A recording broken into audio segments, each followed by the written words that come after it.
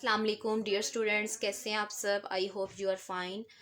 आज हम लोग डिस्कस करेंगे अपने चैप्टर 5 को, वैरायटी ऑफ लाइफ को, जिसमें हम लोगों ने स्टडी करना है कि किस तरह से हमारे जो है ना वो मतलब ऑर्गेनिजम्स हैं या जितने भी हमारे पास वैरायटी थी ऑर्गेनिजम्स की, प्लांट्स और एनिमल्स की, उनको क्लासीफाई किया गया।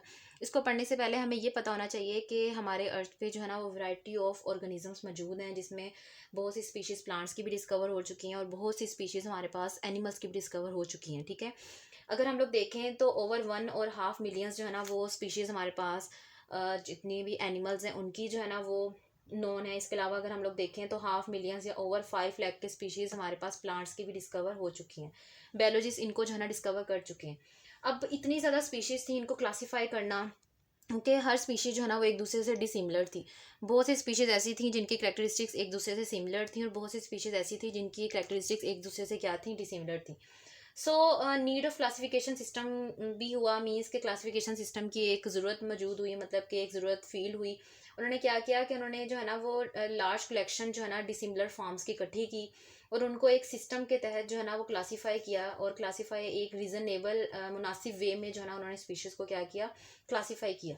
अब क्लासिफिकेशन सिस्टम क्लासीफाई मतलब करने के लिए उनको कुछ बेसिक्स की ज़रूरत थी कि कौन सी ऐसी मतलब करेक्टरिस्टिक्स थी जिसकी वजह से उन्होंने जो है ना ऑर्गेनिजम्स को क्या किया, क्लासीफाई किया।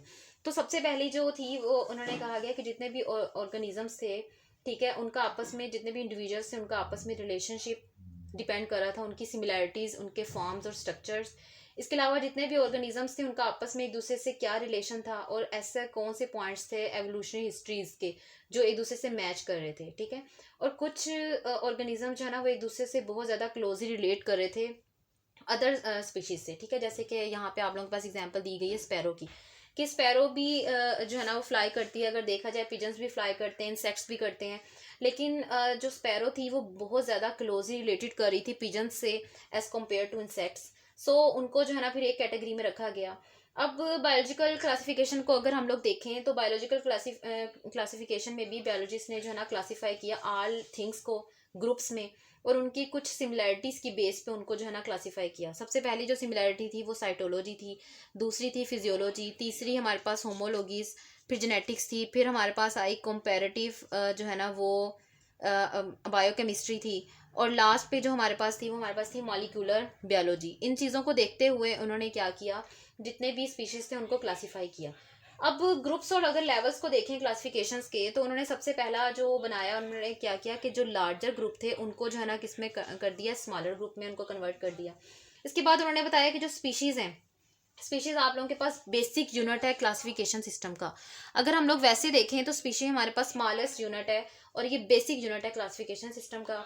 और स्पीशीज़ आप लोगों को पता है कि ग्रुप होते हैं नेचुरल पॉपुलेशन का, जिसमें जो है ना सेम स्पीशीज़ आपस में या सेम जो है ना पॉपुलेशन आपस में इंटरब्रीड करती है, और वहाँ पे फिर हमें फ्रीली जो है ना वो प्रोड्यूस करती हैं फर्टाइल ऑफ स्प्रिंग्स। इन सबको जो है ना पूरे प्रोसेस को हम लोग नाम देते हैं स्पीशीज़ का। मीन्स कि इसमें जनरेशन जितनी भी आगे बढ़ती है वो हमारे पास स्पीशीज़ कहलाती है। ठीक है, अब ऐसी कौन सी करेक्टरिस्टिक्स होनी चाहिए स्पीशीज़ की, मतलब कि आप लोगों के पास ये शॉर्ट क्वेश्चन भी आ सकता है कि what are the characteristics of species. यहाँ पे ये क्वेश्चन भी आ सकता है डिफाइन स्पीशी, या मतलब आप लोगों से ये भी पूछा जा सकता है कि on which basics biologist classify living organisms, के कौन से ऐसे बेसिक्स थे जिसकी वजह से बायोलॉजिस्ट ने जो है ना वो ऑर्गेनिजम्स को क्लासीफाई किया। तो आप लोगों ने भी ये वाले पॉइंट्स बताने हैं। तो करेक्टरिस्टिक्स क्या थी हमारे पास स्पीशीज़ की, जो हर स्पीशीज़ थी बेटा उनके अंदर कुछ डिस्टिंक्ट स्ट्रक्चरल, इकोलॉजिकल और बिहेवियर करेक्टरिस्टिक्स मौजूद होनी चाहिए थी। ठीक है, मीन्स उनके अंदर जो है ना ये सारी चीज़ें मुख्तलिफ होनी चाहिए थी एक दूसरे से। इसके अलावा स्पीशीज़ जो है ना वो इंडिपेंडेंट होनी चाहिए थी, मीन्स कि उन पर किसी तरह का भी असर असर ना हो, वो आज़ाद हों। इसके अलावा डिफरेंट स्पीशीज़ जो है ना वो आपस में एक दूसरे से एक्सचेंज नहीं कर सकती अपने सेगमेंट्स। सिर्फ जो है ना वो सेम स्पीशीज़ ही आपस में एक दूसरे से एक्सचेंज करती हैं अपने जीन्स वगैरह। डिसिमिलर स्पीशीज़ आपस में एक दूसरे से सेगमेंट्स एक्सचेंज नहीं करती, मीन्स कि अपने जीन्स एक्सचेंज नहीं कर सकती और ना ही कर सकती हैं और ना ही प्रोड्यूस कर सकती हैं ऑफस्प्रिंग। सिर्फ हमारे पास डिफरेंट स्पीशीज़ या same different species do not exchange genes, but similar species exchange can genes between them and produce fertile offsprings.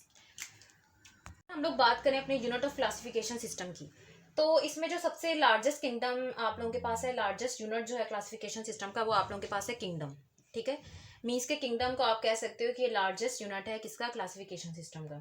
और जितने भी हमारे पास किंगडम है इनको जो है ना सिस्टमेटिकली तौर पर डिवाइड किया लोअर ग्रेड्स में, ठीक है। आगे जाके इसको फर्दर किस में डिवाइड कर दिया, लोअर ग्रेड्स में। उसमें जो सबसे पहला आप लोगों के पास है फाइलम, दूसरा आप लोगों के पास है क्लास, तीसरा आप लोगों के पास है ऑर्डर, चौथा आप लोगों के पास है फैमिली, फिर जीनस और लास्ट पे स्पीशीज। अगर हम लोग देखें फाइलम को, तो फाइलम के अंदर जितनी भी क्लासेस है ना वो इंक्लूड है।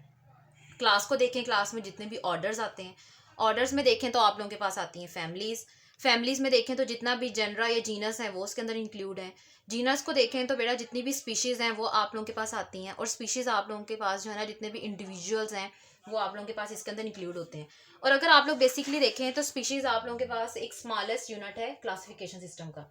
अब ऑर्गेनिजम्स को उन्होंने ग्रुप में डिवाइड किया, लोअर और जो है ना वो इंक्लूसिव कैटेगरीज को देखते हुए उन्होंने जो है ना ऑर्गेनिजम्स को डिवाइड मतलब के ग्रुप में जो है ना वो डिवीजन कर दी उनकी ना। अब बेसिकली जितनी भी कैटेगरीज थी बहुत ज़्यादा जनरल किस्म की थी, ठीक है, और उनके अंदर कुछ इमर्जेंट किस्म की प्रॉपर्टीज थी, मीन्स के जो उभरने वाली खसूसियात होती हैं वो उनके अंदर मौजूद थी। सो जितना भी करेक्टरिस्टिक्स थी, कैटेगरीज थी स्पीशीज की, वो स्पीशीज टू किंगडम गई, ठीक है, और उनको जो है ना वो एक ढांचे की शक्ल दी गई जिसको हम लोग ने आगे पढ़ना है। अब यहाँ पे जो आप लोगों की बुक में दिया हुआ है वो आप लोगों के दिया हुआ है बायोलॉजिकल क्लासिफिकेशन ऑफ कॉर्न को। तो कॉर्न में उन्होंने जो सबसे पहले किंगडम बता दिया है। तो किंगडम में अगर हम लोग देखें, पहले तो उन्होंने इसकी जो है ना ओवरऑल एक ढांचा सा बनाया हुआ है जिसमें आप लोगों के पास फाइलम, किंगडम है, फाइलम है, उसके बाद आप लोगों के पास आती है क्लास, फिर आप लोगों के पास आता है ऑर्डर, देन आप लोगों के पास आती है फैमिली, फिर आप लोगों के पास आता है जीनस, फिर आती है स्पीशी, और लास्ट पे आता है साइंटिफिक नेम, जो कि मोस्ट इंपॉर्टेंट है, और ये आप लोगों के पास शॉर्ट क्वेश्चन के लिए भी इंपॉर्टेंट है कि what are the scientific name of corn. So अगर हम लोग किंगडम देखें तो किंगडम में इसमें जो हमारे पास आ रहा है वो हमारे पास आ रही है प्लांटी, ठीक है, ये प्लांट किंगडम से जो है ना वो लिया गया है। अगर हम लोग इसका फाइलम देखें तो फाइलम में इसका है हमारे पास एंथोफाइटा, एंथोफाइटा। अब ये आप लोगों से शॉर्ट क्वेश्चन में भी पूछा जा सकता है। क्लास की बात करें तो क्लास ये हमारे पास है एंजियोस्पर्म्स की, एंजियोस्पर्म, स्पर्मी जो भी है, ठीक है, मी वट एवर आप लोग एंजियोस्पर्म्स लिखें या एंजियोस्पर्मी लिखें, ठीक है, एंजियोस्पर्मी वैसे कहा जाएगा क्योंकि क्लास है। इसके अलावा ऑर्डर में आप लोगों के पास आता है पोएल्स, फैमिली ये हमारे पास है पोसेसी, पोएसी फैमिली। अगर जीनस की बात करें तो जीनस इसका है जी, और स्पीशी ये किसकी है, मेज की है, और साइंटिफिक नेम इसका क्या होगा, जी मेज। सो ये हमारे पास जो है ना करेक्टरिस्टिक्स दी हुई थी, उन्होंने बायोलॉजिकल क्लासिफिकेशन दी हुई थी कॉर्न की। और इसमें जो आप लोगों के पास इंपॉर्टेंट क्वेश्चंस बन रहे हैं वो आप लोगों के पास ये भी बन रहा है कि on which basics biologist classify living organisms. तो आप लोगों ने बता देना है कि मतलब कि जितने भी सिमिलैरिटीज़ की बेस पे उनको किया गया, इसके अलावा एवोल्यूशनरी हिस्ट्रीज की बेस पे उनको किया गया, और कुछ बायोलॉजिकल क्लासिफिकेशन जो है ना वो डिपेंड की गई साइटोलॉजी पे, homologies, physiology, genetics, comparative biochemistry, और इसके अलावा मालिकुलर जितना भी बायोलॉजी इन सबकी बेस पे जो है ना उन्होंने क्लासीफाई किया।